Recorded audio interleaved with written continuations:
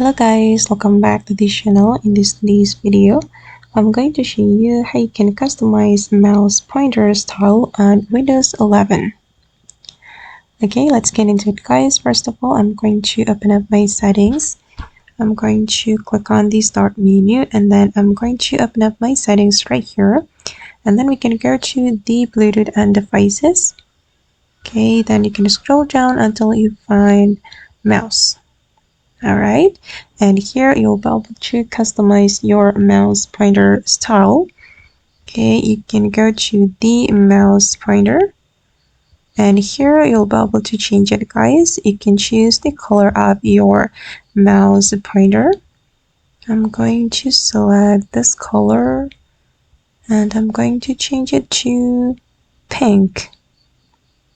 Okay, and as you can see guys that the color of my mouse pointer has been changed, and you can customize the size as well. If you want to make it bigger, you just need to drag the slider like this. Okay, that's so easy, right? Okay guys, so that's all the way to customize mouse pointer style on Windows 11. I hope this video will be useful for you. Thank you so much for watching and bye.